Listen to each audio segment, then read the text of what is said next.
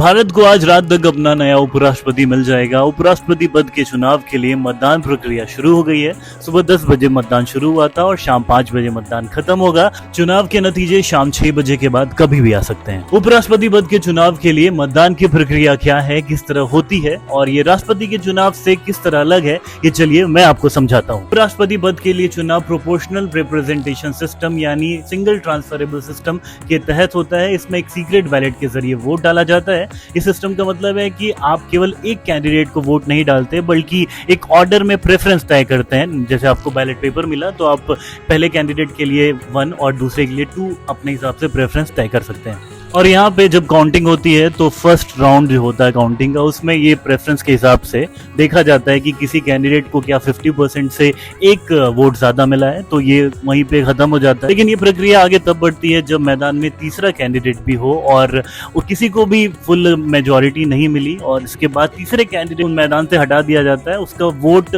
जो है इन दोनों कैंडिडेट्स को ट्रांसफर कर दिया जाता है। इसलिए इस बार डायरेक्ट फाइट है और नंबर गेम जो है वो काफी इंपॉर्टेंट है। अगर देखें तो इसमें वोट केवल राज्यसभा और लोकसभा के मेंबर्स डाल सकते हैं, यानी जो इलेक्टोरल कॉलेज है उसमें बस यही मेंबर्स है। इसके उलट जब राष्ट्रपति का चुनाव होता है तो उसमें राज्यों के इलेक्टेड एमएलएज यानी विधायक भी शामिल होते हैं, वो भी वोट डालते हैं। इलेक्टोरल कॉलेज के नंबर की बात करें तो राज्यसभा में 233 इलेक्टेड मेंबर्स हैं, 12 नॉमिनेटेड है। वहीं लोकसभा में 543 यानी 543 इलेक्टेड मेंबर्स हैं, 2 नॉमिनेटेड हैं। लोकसभा में अगर मजबूती की बात करें तो एनडीए को 298 मेंबर्स हैं उनके पास।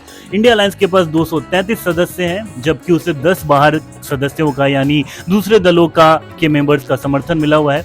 राज्यसभा में एनडीए के पास 132 मेंबर्स हैं, इंडिया अलायंस के पास 77 मेंबर्स, जबकि बाकी मेंबर्स जो हैं 30 वो दूसरे दलों से आते हैं। इस तरह टोटल मेंबर्स इलेक्टोरल कॉलेज के नंबर्स की बात करें तो 781 है।